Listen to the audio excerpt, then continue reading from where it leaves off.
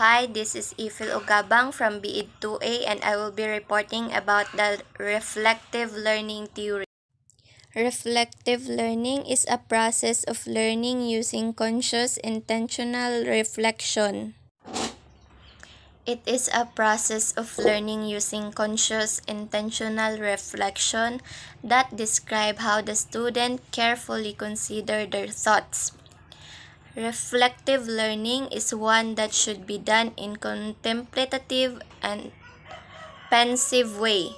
This means that it is how the student think what they have read, done, or learned, relating the lesson at hand to their own lives and making meaning out of the material. Involve observing and auditing the level of information comprehension while learning. It also refers to the way students reflect upon information they have and what students still need to obtain and help them find ways to reduce the gap throughout the learning process.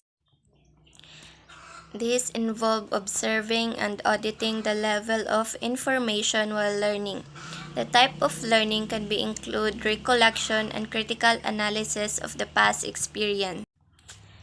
Students are more engaged in this type of learning and an increased degree of responsibility during instruction.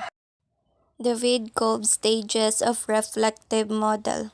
Kolb Learning Cycle 1948 highlights a reflective practice as a tool to gain conclusion and ideas from experiences. They develop an entire learning cycle which include the element of feeling, watching, thinking, and doing. While the cycle, the learner is actively observing, conceptualizing, experimenting, and finally experiencing. Practitioners have a concrete experience. This means experience something new for the first time in the classroom. The experience should active one used to test out new ideas and teaching method. First, student must have concrete experience because it ensures the student to develop skills through their experience that enable them to be equipped with a latest knowledge. Second, observation of concrete experiences, the reflecting on the experience. Second, reflecting on the experience. It is when student might think how they can do activity in a more effective way, like watching others or developing an observation about one's own experiences. This motivate the question to discover the relevancy or why of a situation. They like to reason from concrete, specific information and to explore what a system has to offer. Practitioners should consider the strength of the experience and areas of development. Practitioners need to form an understanding of what helps student learning and what hindered it. To know the level of learning, students must know the strength of their experience and how this can help them to develop their knowledge. Second, the lecture method must focus on the specifics such as the strength, weaknesses, and the use of the system. The instructor would be best to engage with the student, answering questions and making suggestions. They provide a handy, organized summaries for this kind of learner. Third, abstract concept. Practitioner need to make sense of what has happened. Third, abstract concept. These students are motivated to answer the question, what is there to know?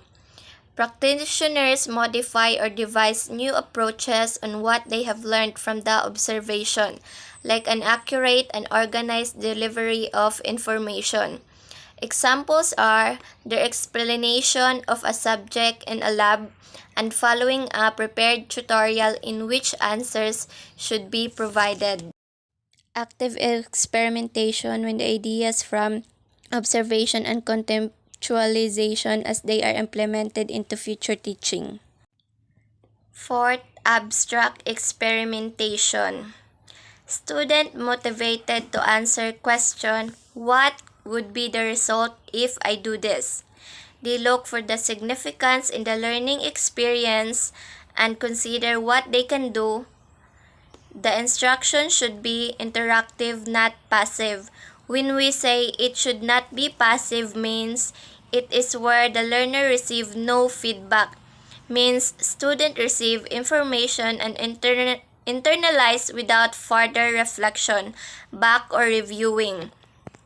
It should be interactive learning because this requires student participation and it is more hands-on, real-world process of relaying information in learning. John Dewey, learning context is not just a passive recall of reflection.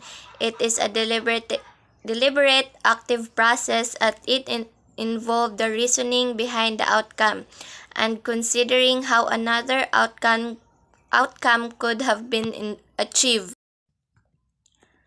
Learners are aware of and control their learning by actively participating in reflective thinking, assessing what they know, what they need to know, and how they bridge the gap during learning situations. Dewey's thinking to learn involved a wide range of thinking skills leading toward desirable outcome, and reflective thinking focuses on the process of making judgment about what has happened. Reflective thinking is important during complex problem-solving situation as it provides students with an opportunity to step back and think about how they solve problems and how a particular set of problem-solving strategies is appropriate for achieving their goals. Second, Donald Scone. He explained that through reflective practices, practitioners uncover hidden knowledge that is commonly the basis of instinctive action. Scone described a variety of reflection, mainly reflection on action and reflection in action. First, reflection on action, which occurs after experience. It helps practitioners learn from past experiences and helps them know what to do in the future experiences. Second, reflection in action, which occurs during experience. In other words, reflecting on what you're doing while you're doing it. Next is both Rosemary Kyug and David Wolkel's theory of reflective learning is learning by reflecting on one's practice. The emotion of a person related to the experiences at work are based on the reflective self-analysis that the model provides, where the work experience may be thought about, reflected upon, and evaluated in order to stimulate the personal improvement of each person and lead to learning. Emotion can either impede or motivate learning. Second, it may be an incomplete process because emotion is particularly a strong influence on the attention as well as motivating action and behavior. Without this, it may result in incomplete process. These materials were used to assess the student engagement with their work and their ability to use theoretical knowledge in an applied setting. This helps student and teacher to be innovative, confident, engaged, and responsible because this process helps to improve your quality of teaching and learning. By reflecting, we create an environment which centers on the learner.